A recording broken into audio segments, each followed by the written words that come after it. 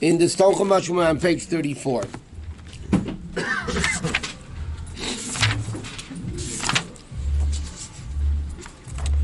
We're at Shlishi, 6 lines from the end of the page. Okay, the last thing it says that all the animals came to Noach, a pair of the non-kosher animals, 7 pairs of the kosher animals, and in the middle of the day Noach came, and the wife of Noach, and everybody said, why does the Torah say middle of the day? Because the people at that time said, yeah, Noach thinks he's going into the table, we're going to stop him. And 750,000 people, we learned, wanted to stop Noach from walking into the ark, into the teva, and all the animals that didn't go into the ark started killing them, and they all ran away, and Noach came into the ark. Okay? And then the last pasuk, it says, right before that, Vayizkar Hashem Badai, that God closed it for him. Okay, what does it mean God closed it by him? Number one, that Hashem got all the animals to get rid of the people that were blocking it. Another thing, the Mefarshim say that Noach left the door of the ark open to allow everybody to come in. Once all the animals came in, God closed the door. To translate literally, Vayizkar Hashem Ba'adai means God closed the door for him. So what did he say? Noach was afraid to close the door. He didn't know if all the animals from the world came in. As soon as all the animals from the world came in, God closed the door. Like when you go on a plane, the stewardess finally closes the doors. Okay.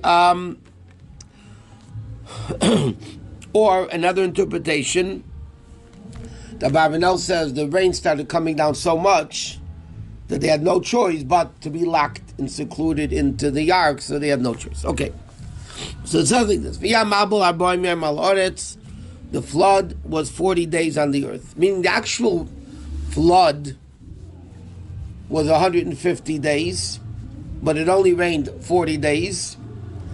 And then after the 150 days, it took the rest of the year, because they were in the ark a whole year. It took a whole year until the water seceded. They went down, and then they were able to go out of the teva. By Yisus HaTeva, it picked up the teva, Vatarami ala Oretz, and it was elevated.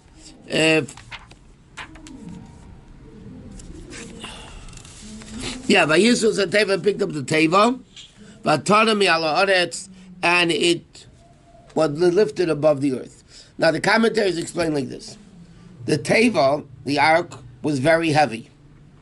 Not only was it a massive boat, but can you imagine elephants and hippopotamuses, and there's a lot of weight in the teva. So normally the teva was down. It started raining a lot, so then it picked it up. Okay, now, the commentaries discuss, was the water hot, was the water cold? The Me'amleres brings down over here an interesting thing. At the bottom of the top was hot, the bottom was colder, and that's where the fish were. Remember, the fish did not go into the ark because they didn't sin like all the animals did. So the fish survived in the water. Now, if the water was boiling hot, how can they survive? So either it was a miracle, or as other commentaries say, that it was at the bottom. That's it.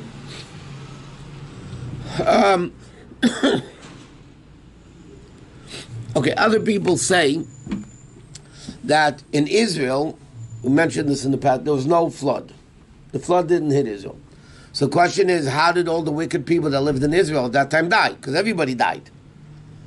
So we learned it was so hot that the heat of the flood waters affected even the land of Israel, and they also got burnt. There was no flood in Israel, but the heat that the flood generated killed all the people that were living in Israel. Okay. The water was very, ma'id means very, very powerful. Now, so Ibn Ezra said, what is the Torah using the double expression, a lot, a lot? Ma'od means a lot. What's wrong with ma'od? A lot. So it says, the Ibn Ezra says, it was so much nobody can even imagine how much it was. You can't even imagine how much it was. Okay? Ma'od means also that it covered even the highest mountains. The highest mountain in the time of the flood was Mount Ararat. That was the highest peak of the civilized world at that time. The water, as we'll learn later, was 15 cubits, means 30 feet, above the tallest mountain. That's how high the water of the flood was. Because as we learned last time, the earth opened up the waters, and the heaven came down with water. So it was just an abundance of water. What? Where was the boat? Where was Noah's? He was just moving around, floating with that. There was two things. It says, okay, let's see the next pasuk. Okay, ma'od al haaretz, v'telech al teva al pnei hamayim. Okay, the pasuk before that, it says the water picked up the ark. The next pasuk says v'telech al teva al pnei hamayim. The ark was going. So the commentators explain like this. Initially, the water just picked up the ark. Later, the ark was actually moving around in the water. That's what it says. One pasuk says it elevated the ark, and the other pasuk says it made the ark go. So the ark was basically moving around in the waves. Right. But one pasuk says me'od, and the next pasuk says me'od now. right. So again, first it started a lot, and then it became even, as they would say in Yeshua, a lot here. Even more a lot. Okay. It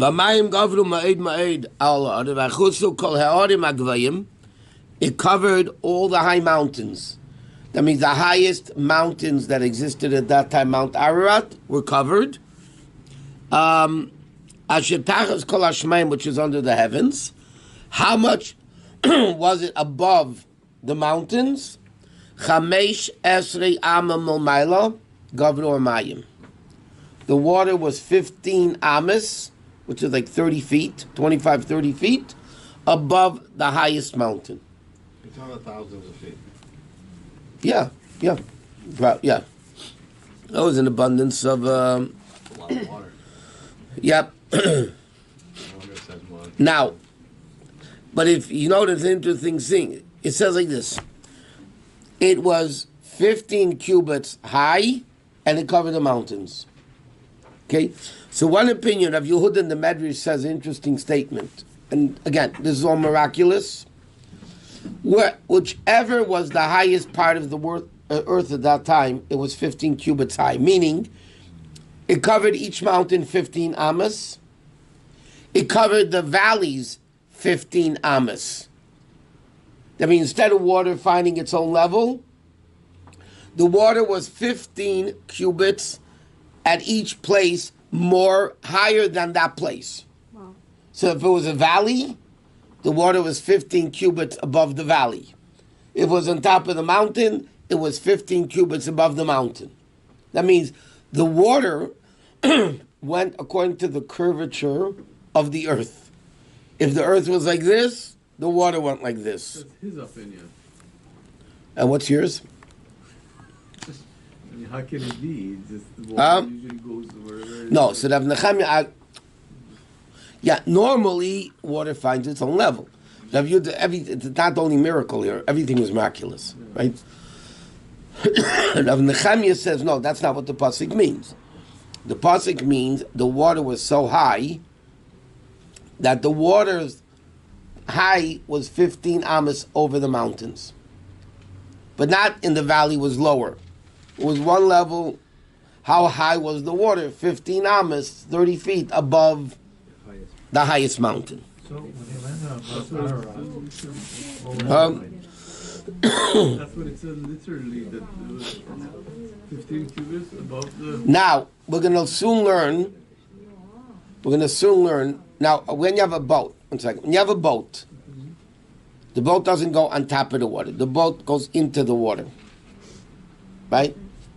Now, how far did the boat go into the water? 11 amas.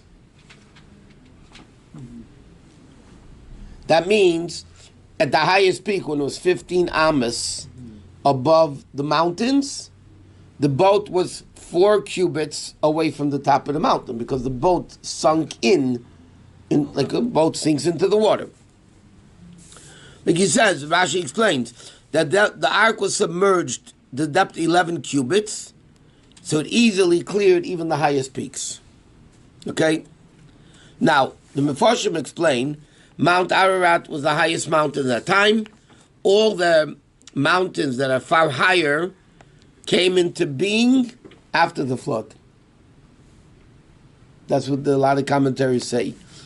The lofty mountains in the world came about after the flood, not before. At the time of Mount Har Sinai was low. Yeah, Har Sinai was there.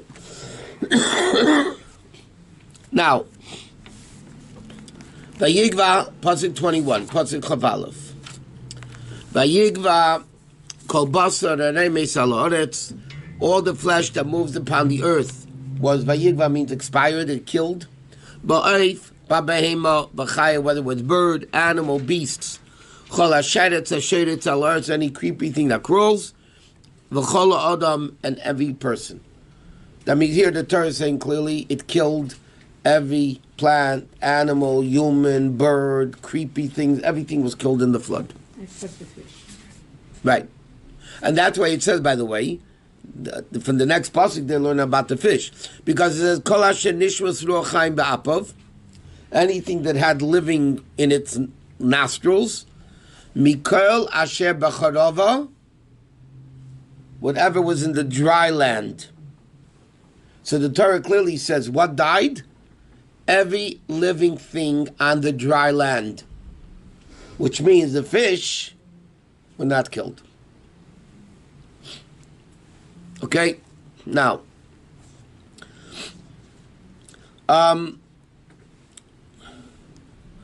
normally,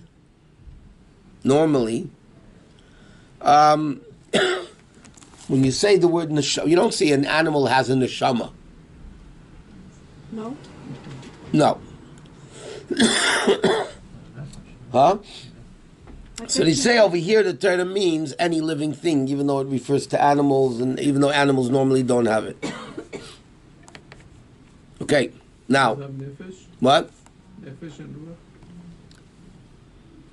Well, when you say a Jew has a neshama, a Jew has a soul.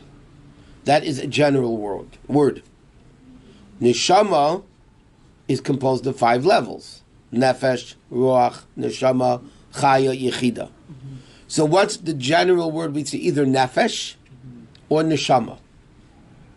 So, but again, when you speak details, then there's 5 levels of every Jew's Neshama. So why do you call it neshama? Why don't we call it ruach or? Sometimes you say Ruach Chaim Ba'apav. Here it says Ruach Chaim also. Sometimes it's called Nefesh, sometimes Ruach, sometimes Neshama. Animals don't have none of it. They don't. No, they have a power of God that keeps it existing. Now, stones, inanimate, lifeless, also have a nefesh. Now, it doesn't mean a soul that grows or that can move like animals or like people. It means when you say everything has a soul, it means there's a power of God in the stone keeping it existing. What exists more, a stone or an animal? Same. Okay. Now, if you're talking about functioning, an animal functions more than plant, which functions more than inanimate, more than stones, right? The dirt or whatever. Mm-hmm. But when you're speaking about, as the Arizal says, everything that exists has a soul. But what's the definition of the soul? Like we learned many times. The power of God that keeps the thing existing. So in that respect, it has a nefesh, it has a soul. But not a soul like we say animals have a soul, people have a soul. I'll give you another example.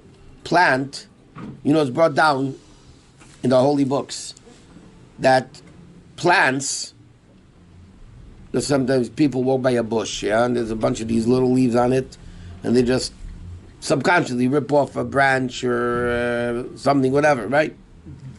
It says you're not allowed to do that. It's a living thing. Okay, it's not like animals, not like people, but it's a living thing, and you're killing it now. What about killing? So if you need it, what? What about killing a fly or a spider? If they're bothering you, you're allowed to kill them.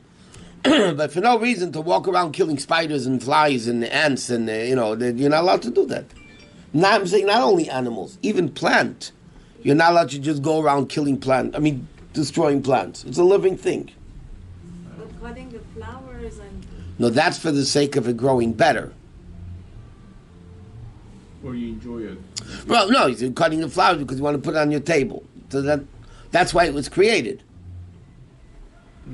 To serve people, by the way. Not just like do it and then. But stamp to walk by a flower and rip it off and throw it down on the ground, that you're not allowed to do. We're talking about for no reason at all. Obviously, everything was created to serve mankind. So, that's a much different story, but just stamp to destroy even plants, it's worse than destroying a stone. If you could, whatever. Because it's a living thing. But you don't usually use the word neshama on a stone. Now, Rizal says every existing thing in the world has a power of Hashem keeping it existing, because if that power of Hashem would leave for a second, it wouldn't exist.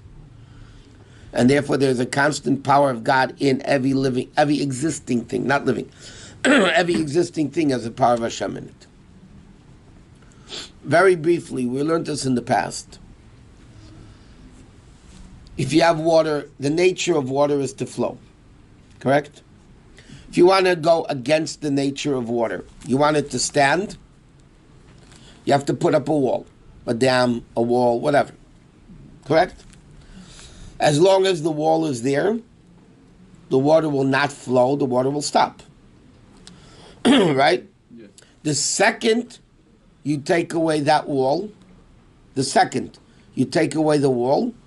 water goes back to flowing as if there was never a wall there. Yes? Got it? Very simple. Take a ball and throw it up. For how long will the ball go up? Based on the amount of power and energy you put into the ball. The second your power ends, the ball will come back down to earth. Correct? Why? Because of gravity, the nature of the ball is to be down here, or any object you throw up. It doesn't matter, right? Its nature is to be down here. Gravity, not gravity, it doesn't matter, because of gravity. If I want to go against the nature of something, you must have a constant force in it. Otherwise, it's going to go back to its original nature. Correct? Just like water, just like a ball, just like anything. Yes? Got it? Good. Now, when a carpenter builds a table, right? Or you build a house. You build a house, the carpenter goes home, hopefully it doesn't collapse. Right? Why? Because all the carpenter did was take something and change its form. He took a piece of wood and made a table out of it. So he took something existing and changed its form. He didn't change its nature. Got it? Therefore, the carpenter can build a table and go home. You can build a house and you can go home.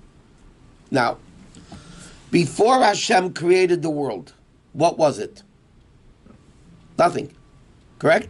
He didn't take something into something. He took nothing and made nothing into something. Correct? Therefore, what's the real nature of the world? is to be nothing. That's what it is. God changed the nature of nothing to make nothing into something. So you need a constant force keeping it something. The second that force leaves, it's going to go back to nothing again. Right? The dam and the water could be there for 10,000 years.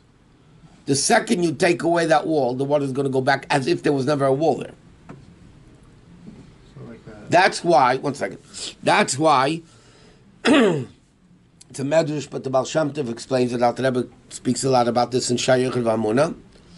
The Pasuk in Tillim says, La'elam Hashem, in Kufyutes, the Pasuk says, La'elam Hashem, forever God, Dvarcha Nitzav B'Shamayim, your words are standing in the heavens.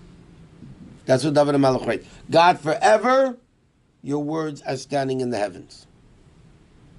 We say in davening another pasuk, HaMechadesh B'Tuvei, God constantly renews creation every single day. Why? Because if God's power that He created the heaven with, what was the power when He said, let there be a heaven? That's the power God put into it. If God's power would leave for a second, the world would become nothing again. Correct? Now, therefore, everything that exists, from inanimate, plant, animal, and human, has a power of God in it, making it exist. If it's inanimate, it doesn't move. Unless if you move it, it doesn't grow. Plant life moves, grows, animals more, people more. So therefore, every living existence, every existence has a power of God in it, keeping it in existence, and that Arizal called is the nefesh, the soul of everything that exists. The power of God in existence. Here the pasuk is referring to a little bit differently. Anything that was living died. The mountains were not destroyed. Only the top 9 inches of the earth's topsoil was taken away. Right? But it didn't destroy, it destroyed buildings, it destroyed people, it destroyed living things, but it didn't destroy the mountains, the earth, and the sea. Now, some commentaries explain, this is what the Ramban says. When the Mabul came down, it joined forces with the oceans and the seas, right? All around the world. So therefore, Hashem only heated up the upper waters of the ocean.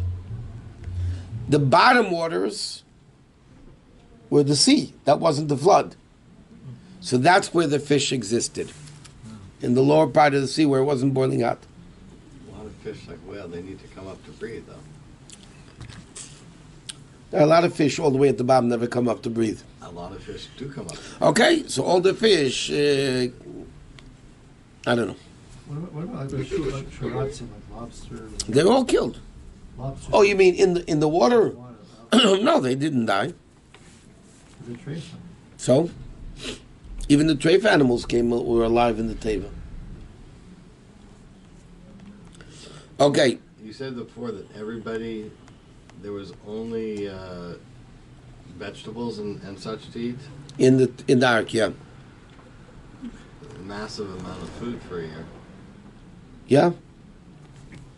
There's the weight of that. I mean, that's crazy. The weight of the animals, the weight of the ark itself, yeah. But the waters were very, very powerful, so it lifted it up. Okay. Pasuk of Gimel. This is a very interesting pasuk. Vayimach es kol yukum asher al pnei adam. Hashem blotted out all existence on earth. May adam ad behema, from person to animal to creepy things. Vad eif hashemayim, till the birds of the heaven. Vayimachum in haaretz, they were blotted out from the earth. Meaning Hashem got rid of all the living things. And then it says like this. And the Ibn Ezra says, the Pasuk just said that before. that he killed everything. Vayimach.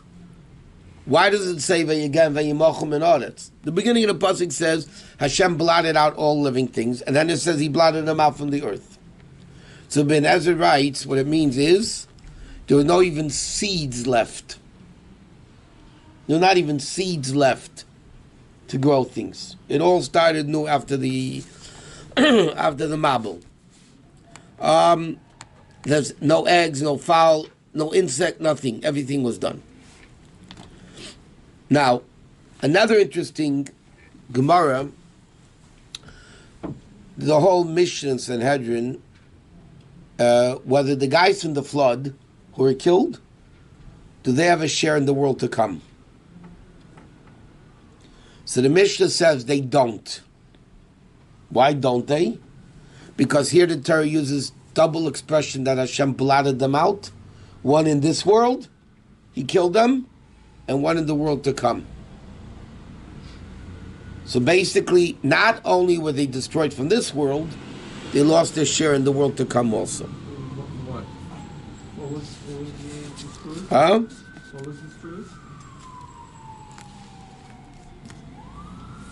Not only from this world, from the world to come. What? People, animals, everybody. Oh, the one that they died. Yeah. Okay, now, here's an interesting thing. Vayishar ach Noach. Well, who was left over? Only Noach survived. Now, when the Torah uses the word ach, it either adds or subtracts something, because it's an extra word. So it says, Rashi brings down a few interpretations. What does ach Noach mean? One interpretation is he was groaning, Noach was groaning and spitting blood because of the hard work that he had to keep everything fed. There are animals that eat by day, sleep at night. There are animals that sleep by day and eat at night. Right? Noach was the zookeeper. Didn't have shifts. There were no shifts. Noach had to keep everybody, so he's so busy. What about his sons? Sons also, teenagers. I mean, they're 100 years old, but they're relative to the ages, they were teenagers. But they were not If you live 900 years, 100 years, you're like you're a teenager. Whatsoever? Huh? They did. So Noach actually looked like 20 years old? Huh? Actually, Noach looked like a 20 years old, not Well, until Avraham Avinu, we learned there was no aging. But here, there's another interesting thing. Rashi brings down another opinion. So number one, ach means ach, moaning and groaning. He was coughing up blood. He didn't sleep, not day, not night. He was going crazy. Another interpretation, listen to this. He delayed food to the lion, and the lion got angry at him and he bit him. So he was limping on his foot. That means even Noach didn't exist fully. Vayishar ach Noach means even part of Noach also wasn't existing. Either was coughing, spitting up blood, or he was laid to the lion. Okay? Now, or the Medrash says the lion kicked him and he became crippled, or the lion bit him.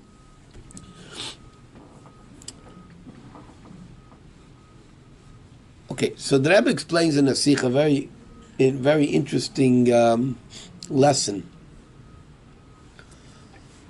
If you think about it, Noach was working day and night for a year. Yeah? Why did God get him kicked or get him bitten or coughing up blood? What should Noach be doing? He was a little late to the lion. It wasn't because he was watching a football game. Why was he late to the lion? Because he was probably feeding another animal or whatever. So why did he deserve, the lion has no free choice. But the bottom line is, Noach got kicked or bitten. Yeah? Why did Noach deserve to get punished from Hashem like that when the guy was working day and night? So some of us want to say, because feeding the animals was a divine commandment, So Noach should have been more careful with it. But the Rebbe explains here a phenomenal lesson in life. Sometimes somebody asks you for a favor or something. They tell them, I'm busy now, come back later. Yeah, I'm busy now, come back later, I'll do it later. Then you don't, you do whatever. This story teaches a person that if somebody or something needs something, there is no excuse in the world that's valid enough not to give what they need. Noach was busy over his head. You couldn't be more busy than Noach, day and night. You know what to feed all those animals? Birds. I mean, everything. Creepy, everything. How come Hashem didn't let them just go eat, feed themselves? Why didn't the zookeeper just let the animals just... No, I mean, the animal, it was all, there were not cages there, they were all open and they were all in peace. No, they were... They lived in harmony, but there was two sections. Yeah, rooms. Oceanside, the whole thing was Oceanside Suites, by the way. Very expensive. Constructed view, you know. The honeymoon suite. Honeymoon suite, presidential suite. No, but if you think about it, why is the Torah telling us that Noach got kicked or was bitten? Why is that relevant for you and me to know what happened inside the ark? The Torah doesn't tell us everything that went on inside the ark. Don't push anything on. No, I'm saying, but the Torah is telling us details. Every detail the Torah tells us because there's a lesson to learn. Well, why is this relevant for us to learn that he got kicked? It doesn't say how often Noach changed his clothes, because that's not relevant. Why is the Torah? What is the Torah teaching us? That when another person needs help, you cannot delay it because Hashem will punish you for it, no matter how busy you are. Think about it; it's remarkable. A Jew, you know, there's a famous story in the Gemara with Noach ish Gamzu. He always said, Gamzu l'teiva, Gam, everything God does is for the good, you know. The Gemara tells a story. I'll give it. Buy low, sell high, tell him. Okay. That's Jacob. Huh? It was Jacob. Yeah, I know. The Gemara tells a story. Noach ish Gamzu came home from a journey.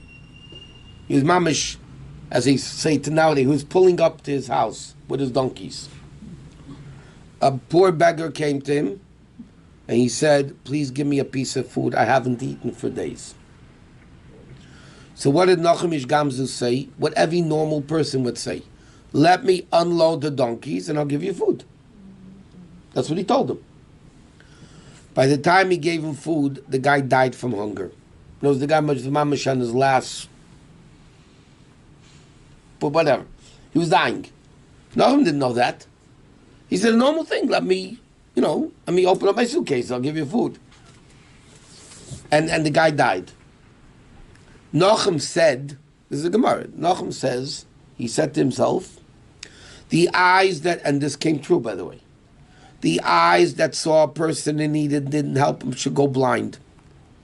The hands that didn't help the person when he needed should go paralyzed. He cursed his entire body. And for the rest of his life, he was an invalid. Why? Because he realized if a Jew asks, or in person, not only a Jew, a person needs something, don't wait. You have to do it right away. One second, one second. There's an interesting question in halacha. Before you do a mitzvah, you make a bracha? Talis, tefillin, Shabbos candles, lulav, whatever it is, right? Why is there no bracha when you give tzedakah? You give tzedakah, it's a mitzvah, right? It's a big mitzvah. So before you put money in the pushka, in the box, you should say, Baruch atah Hashem Elokeinu melech ha'olam, asher kitshanu b'mitzvaysav v'tzivanu litein tzedakah. Or al nesinas tzedakah, whatever. Why is there no bracha on tzedakah? The Rishonim asked this question. The Gemara doesn't discuss it. One second. So the Rashba answers, the Rishonim answer, Because the mitzvah tzedakah is dependent on somebody else. That means if I give money to a poor person, maybe he won't accept it. Doesn't happen nowadays, by the way. But maybe he won't accept it. So what happened? You made a bracha, because you have to make a bracha before you do the mitzvah. So you're going to make a bracha, to give tzedakah, and you're going to give it, and the guy says, no, I don't want it. Probably he says, it's not enough. Okay, but rip up the check. He says, it's not enough. So he might not take it. So therefore, halachically, because the mitzvah is dependent on somebody else, you can't make a bracha. That's the halachic answer. There's a famous Hasidic answer. Why is there no bracha on tzedakah? Okay? Sounds like this. Can you imagine? A guy is about to give tzedakah, a very religious Jew. He has to make a bracha. Okay, before you make a bracha, you have to go wash your hands. Then you have to put on your hat and jacket. And maybe you have to put your gartel. And maybe you have to go to the mikvah before, But then the guy might die. The Chassidic answer is, when it comes to helping another person, there's no time for a bracha. Forget the bracha, just give him the money. 100%. No, but this is the question is a very powerful question. Why don't you make a bracha on tzedakah? It's a big mitzvah. And yet there's no bracha on tzedakah. It's similar to like why a doctor doesn't make a bracha before he helps somebody.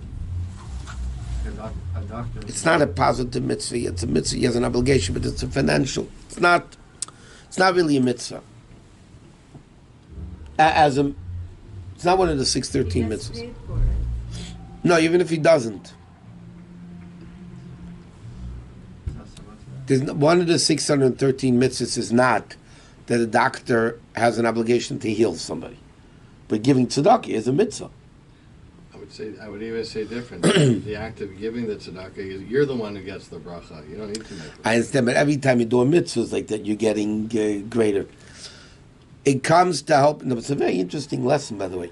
When it comes to help out another person, there is no time for brachas. There's no time to have an excuse why you didn't do it right away, or that you're late, or whatever it is. And where do we learn this from?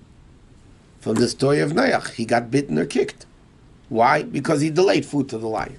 What if you can't differentiate between a morally need or someone who's just being taking advantage? That's not our business. So you give to everyone, no matter what? No, I mean not a beggar. I'm not talking about dollars but some people come and ask for a big number because they are in trouble, and then somebody else comes, and then somebody else comes. So, what is the answer to that? Give them what you're able to. Doesn't mean you have to give them whatever they need or whatever they want. You have to help them. Listen, we learned this many times, but it's so fundamental. Okay, when we pray to God, okay, we ask God for health, wealth, happiness, from A to Z. Okay, we want all the brachas from Hashem. Yes. Yeah. Now, if a worker works, he does the job properly, comes on time, does the job and everything. At the end of the week, he comes to the boss and say, "Can I get paid?" He's not asking for charity. No. He's not asking for tzedakah. I worked, I deserve it. I'm asking what I deserve. Correct? Now, when it comes to asking, davening to Hashem, so the Gemara says that the righteous tzaddikim, they are far from tzedakah. Why? God tells them, asks them to do mitzvahs, A, B, C, D, right? God tells them what to do. They do it. So when they come to God to pray, they're not asking God for tzedakah. They're asking God, I did what you want, now pay, so to speak. Us commoners, we don't do exactly what God wants us to do. Correct? We don't, unless you want to fool yourself, but okay. Reality is, we don't do what God really wants from us. So when we're coming to God and asking for everything from A to Z, what are we basically asking? For tzedakah. That's what we say in Slichas. L'cha Hashem tzedakah. We're saying, God, give me tzedakah. Because I really don't deserve it, because I don't do everything you ask me to do. But I'm asking, give me tzedakah anyway. Correct? Right. Now, God works a very interesting way. God reacts to the way we act. That's the way it is. Midah keneged midah. Deed for deed. Tit for tat. That's the way God works. Okay? We come to God before davening, and therefore there's a halach in Shulchan Aruch. You're supposed to give a little bit of tzedakah before you pray. Before you pray. Why? It's very simple. We're coming to God and say, God, give me the handout. Right? I don't deserve it, I know, but I'm asking for it. So if God works like this because that's the way God functions. So God says, 1 minute, if you give tzedakah, then I will give you tzedakah. You don't give tzedakah, why should I give you tzedakah? What right do you have to ask me to give you tzedakah if you don't give tzedakah? Why should I? Just think about it. Very logical. Correct? Not only that, let's take it a step further. This person deserves it, I'm going to give it to him. This person doesn't deserve the tzedakah, because I don't want to give it to him. Right? This guy I'll give because I think he deserves it. This guy won't. We start differentiating amongst people, then God also starts differentiating. If I daven to Hashem and say, 1 minute, you differentiate deserving and not deserving. Who says you deserve it? You don't deserve it, I'm not giving you. Next. It's simply a business investment. Understand? Let's speak like Jews. It's an investment. We give tzedakah, then God gives us tzedakah. We don't give tzedakah, why in the world should God give us tzedakah? Whatever He's giving us is tzedakah. We don't deserve it. We're not serving Hashem as much as we should. Right? So why should God give us if we don't give? So what happens to all the people that do not give tzedakah and God is pouring down? So let me tell you something. I have enough headaches of my own. I don't need to worry about God's headaches. No. Let God worry about His headaches. I'll worry about my headaches. And trust me, I don't want to exchange jobs with God. I deal with a few Jews. I deal with a few Jews. God deals with 15 million Jews. It's a reasonable question. There's plenty of bad people who get, gifts and money and this or that, and they don't give tzedakah. That question is the age-old question of David HaMelech. Madua derech rishoyim tzlecha. Why is the path of the wicked prosperous? David HaMelech asked the question. Yeah? It's asked since then, before him, and after him. What's the answer? Nobody knows. Huh? I mean, Olam hazeh, olam haba. There's this world, the world to come. Let me ask you a question. People that don't have a lot of money say, "Oh, the people that have a lot of money, they are so happy." Okay, you know the expression. You know what God thinks of money. Look who He gave it to. You see what God thinks of money. Look which the people God gave money to. Okay. Do we know what success is? Do we know? We don't know. And that's God's business, not ours. And can you believe, Rabbi Schusterman, that the time that you're healthy and you need the money and you don't have it, and now you have money, then you have to be watching for this and watching for cholesterol and watching for sugar and watching this and watching that. What is that money means? Nothing. Again, money. What? Money does not make a person happy. In fact, the Mishnah says, who is rich? One who's content with what they have. The Mishnah says, also in Pirkei Avos, Mar b'nechasim, mar b'daiga. The more property you have, the more worries you have. Yeah, the Rebbe once gave an example So of Howard what- Hughes. In his days, Howard Hughes was really high up there. Not nowadays, would be a Richest man in the pauper. world. He was the richest man in the world at one time. Everybody knows, and the Rebbe spoke about him at a Sikha. The Rebbe didn't say his name, but it's interesting. The Rebbe spoke about him. The Rebbe said, everybody knows the end of his life.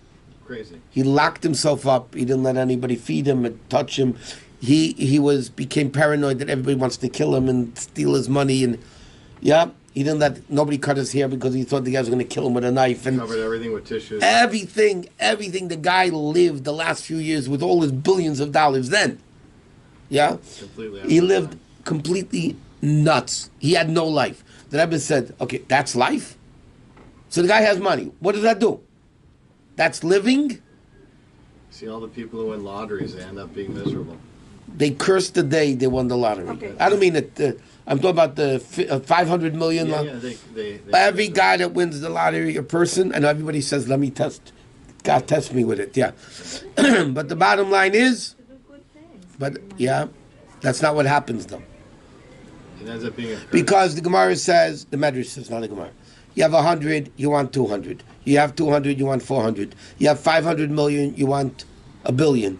You have a billion, you want 2 billion. Yeah? Okay. But What about- I understand, but that's not good. What happens usually, they go so crazy, they end up getting divorced. Nobody's talking to them anymore. They have no family. No, everybody's estranged. Everybody. All their friends want a handout. And they think everybody likes them. Then everybody hates them. They like their money. No, this is the reality. So, who says when you say wicked people are successful? How do we know how to define that word as success? You could have all the money in the world. If you're not healthy, it's not going to buy you life. Buy you life insurance, but it can't buy you life. What? So if you have the $100 and you come in and you say, I have enough, it does mean that next day you should stay home, not to go ahead and proceed. Somebody once came into the Rebbe, into the Rebbe, it was a very wealthy man. He said, Rebbe, I have enough money, I don't need to work, I want to retire. You know what the Rebbe said to him? Go back to work, I need your money. Understand? Go back to work and give tzedakah. What do you mean you don't need the money? Go back to work and give tzedakah. What do you mean? The Rebbe didn't mean I personally. He meant, Chabad, yeah. no, the tzedakah, give tzedakah to wherever. Yeah, but that means that you are going under lots of pressure and stress and all of those stuff. You losing your life and your body because you want to give tzedakah. Is that the right approach? Yes, I want money because I want to give tzedakah. I'll tell you which organization to give it to also.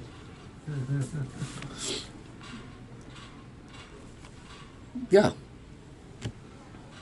Anyway, that's the lesson from this. Okay, now, the Gemara says it wasn't only Noach though, and there was in the Teva. Okay?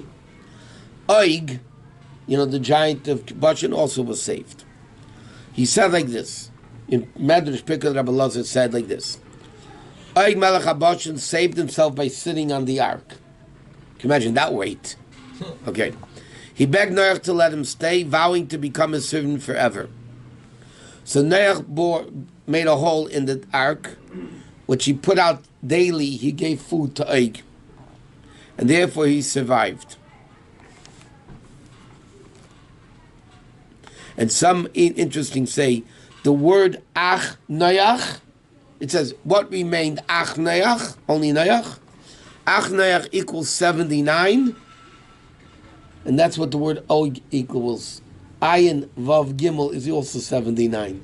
And Ach Noach equals 79. So the Mefarshim explain that when it says only Noach remained, what does it mean only Noach remained? The numerical value of Eid Melech HaBashan also.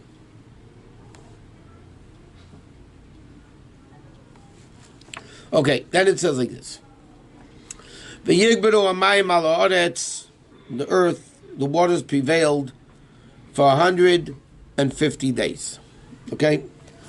So now, also the Zohar in Medrash says like this. All the living creatures in the ark were terrified. Can you imagine? The water is pushing the ark back and forth. They got seasick. I mean, imagine what was going on. They didn't have any Dramamine in those days. Stops this. Natural for the animals.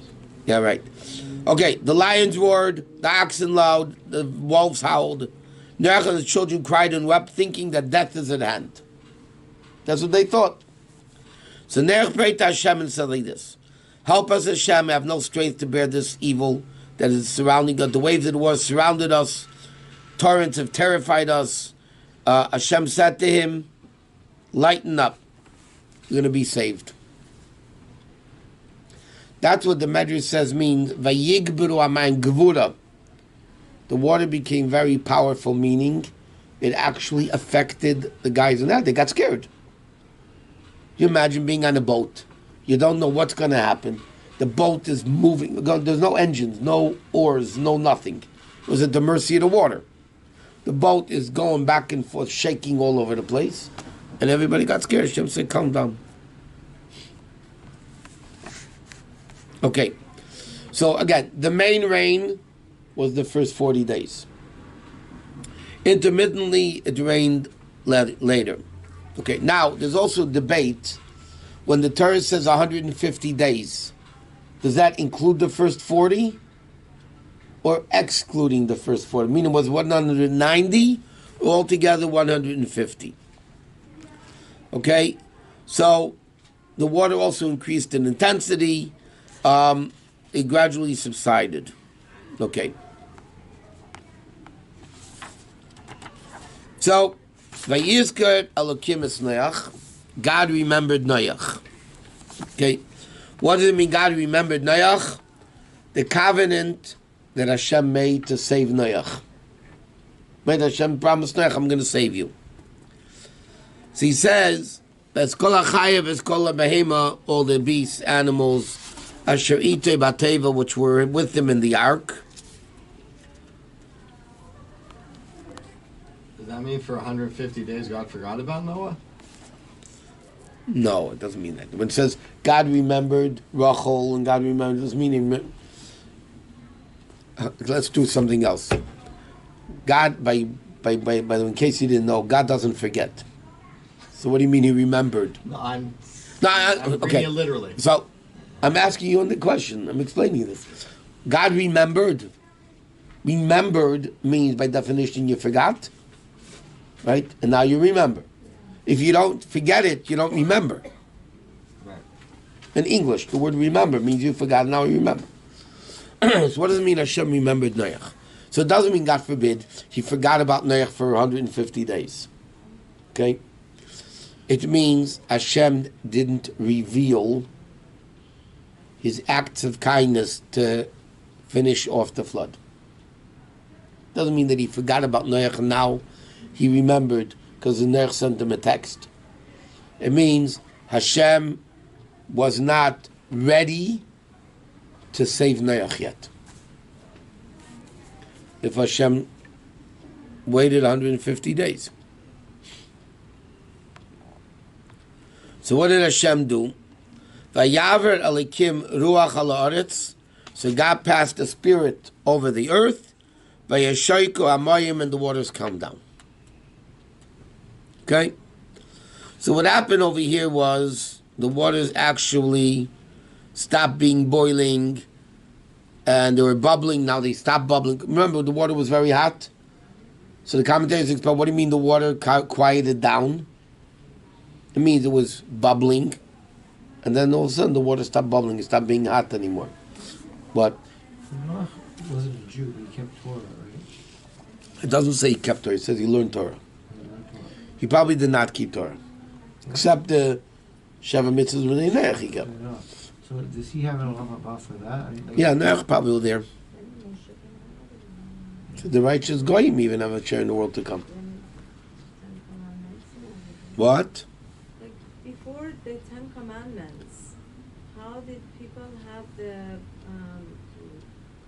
How did they know not to steal or not to? Yeah, the 7 Noahite laws.